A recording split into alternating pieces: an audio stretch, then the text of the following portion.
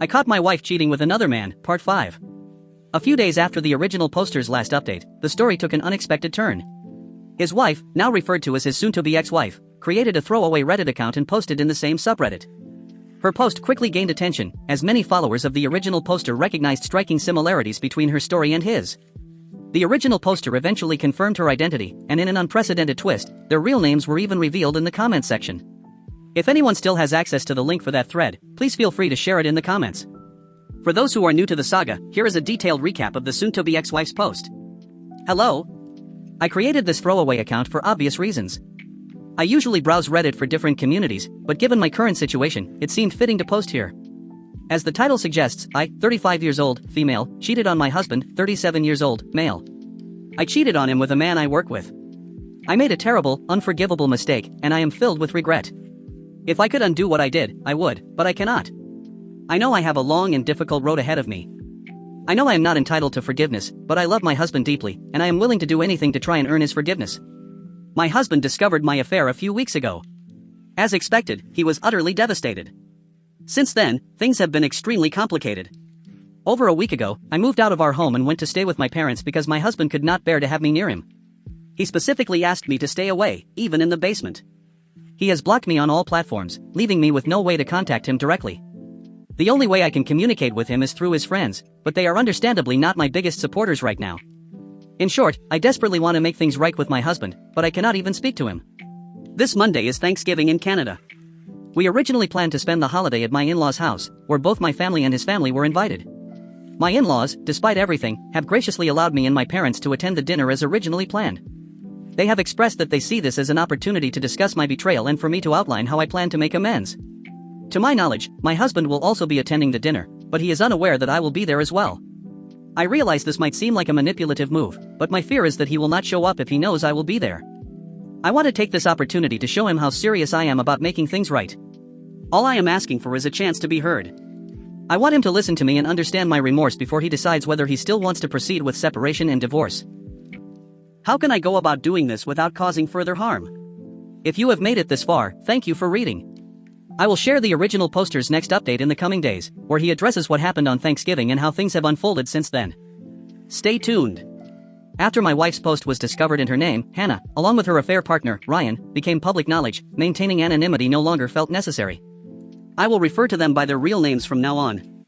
Thanksgiving was supposed to be a time of peace, but instead, it turned into a nightmare. Without informing me, my parents invited Hannah and her family to the dinner. Their reasoning? They believed it was time for us to discuss our issues as a family. They were upset that I had shared what happened with mutual friends and wanted us to handle things more privately. Hannah decided to attend, even after everything she had already put me through. When I saw her walk through the door, I felt blindsided. It was like the one place where I thought I could find solace was ripped away from me. Without saying a word, I left.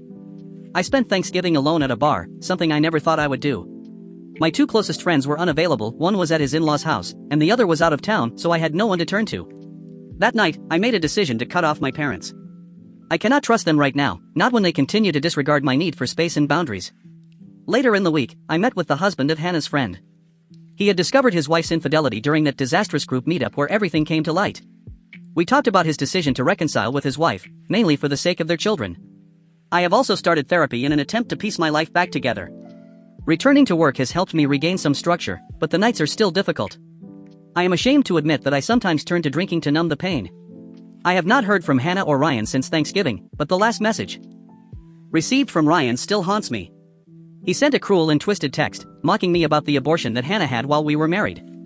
I reported it to the police, but they told me it would be difficult to trace since the message came from an untraceable number. While I have a security system, cameras, and a peace bond in place, I still feel uneasy. Knowing what kind of person Ryan is, it is hard to feel completely safe. The other betrayed spouse, Ryan's wife, returned from visiting her family recently.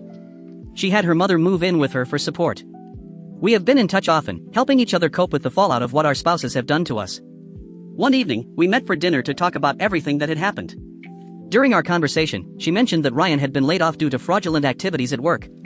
After dinner, she came back to my house to pick up some evidence I had collected for her legal case. Over a few glasses of wine, something unexpected happened. We kissed. One thing led to another, and we ended up spending the night together. The next morning, we talked about it. Neither of us regretted what happened, but we agreed that it was too soon to pursue anything romantic. We are both still navigating our separations, and the emotions are raw. However, that night gave us both a sense of validation and comfort that had been missing in our lives for a long time. The most shocking event happened just a few days ago. As I was leaving work and walking to my car in an underground parking lot, I was struck by a car in a hit and run. I lost consciousness and woke up in the hospital with several broken bones. When I opened my eyes, I saw Hannah and my parents by my bedside. Hannah was still listed as my emergency contact, which is how she was notified. I immediately told her to leave. She broke down, begging me to let her stay and take care of me, but I could not stand to look at her. My parents supported my decision and asked her to leave, which she eventually did. The police are investigating the hit and run. Security cameras in the parking lot were unfortunately non-functional, but nearby street cameras captured footage of the car as it left the area. The car matches the make and color of Ryan's vehicle.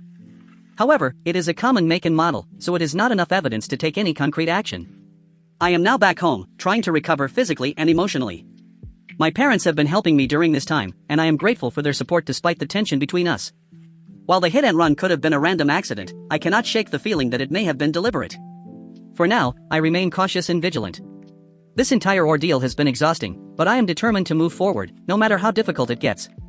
The journey has been long, painful, and full of twists I never could have imagined when I first discovered my wife's affair. But as I sit here now, reflecting on everything that has happened, I can finally say that I have come out stronger on the other side. Ryan's downfall was inevitable. His arrogance, his cruelty, it all came crashing down when he broke into the other betrayed spouse's home. The moment he confessed to running me over, I knew the system would finally hold him accountable for everything he had done. Hearing about his sentencing brought me some closure. He is where he belongs, and I no longer have to live in fear of him lurking in the shadows. Hannah's father reaching out was unexpected. I respected him for wanting to share her remorse, but it did not change my decision. His words painted a picture of someone deeply regretful, yet her actions had already spoken louder than any apology ever could. Meeting him gave me clarity. Her remorse was not for me, it was for the consequences she now had to face. Forgiveness? Maybe one day, for my own peace. But reconciliation? Never. My own healing took time. Therapy, Alcoholics Anonymous meetings, and support from my loved ones kept me going through the darkest moments. The nights were the hardest, but little by little, I learned to let go of the anger and hurt. Accepting that I could never fully understand why she betrayed me helped me move forward. It was not my failure, it was hers. Reconnecting with the other betrayed spouse felt like the universe giving me a second chance at happiness. She and I had both endured so much pain, and it was comforting to find someone who truly understood. But what started as shared healing grew into something far deeper. She showed me what love should feel like: safe, supportive, and freeing. Now, 5 years later, life is completely different. We have built a life together full of trust and joy, welcoming our first child last month. Sometimes I look at our little family and marvel at how far I have come. The pain of the past will always be a part of me, but it no longer defines me. To everyone who has followed this journey, thank you. Sharing my story helped me heal in ways I never expected.